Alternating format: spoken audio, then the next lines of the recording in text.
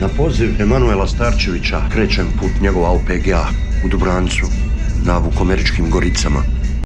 On ondje sa suprugom mladom uzgaja autohtone turopoljske svinje. Gdje ste mali lupine? Gdje si? Jo, ste taman za ražnju.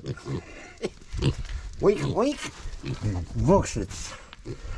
Čekalo me iznenađenje. Pripremamo staru sortu svinje, turopolske svinje i to glavu, polovice glave. Iako svi pričaju kako je njihovo meso odlično, nisam imao prilike probati. On je od Parka prirode Lonjsko polje dobio 4 krmače i nerasta. Sada ih ima oko 30.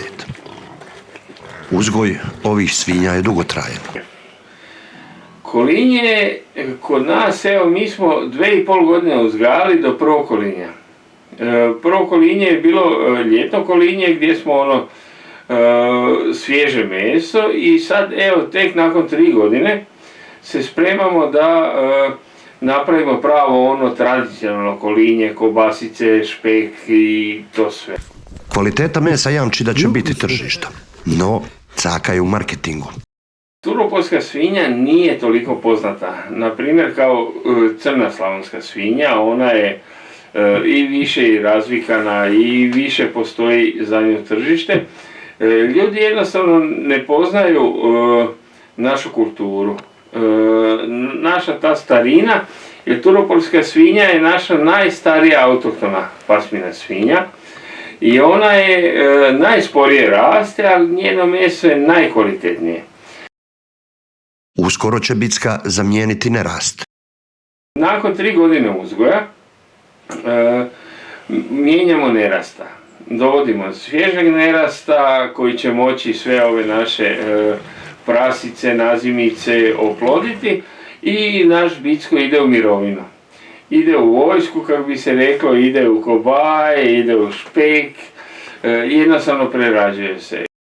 Dok je Emanuel nahranio gujdice, pola glave turopoljske svinje se ispeklo. Prionuo sam. Bio sam gladan.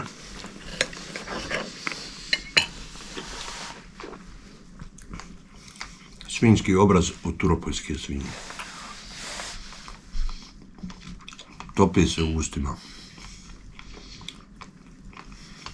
Predivno. Mekano kao janjetina.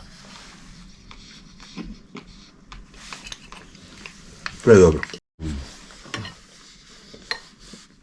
Meso je zbilja drugačije od obične svinje. I jedva čekam kad će Bicko krenuti u mirovinu. Pozvan sam na oproštajku. Pošteno ćemo ga ispratiti.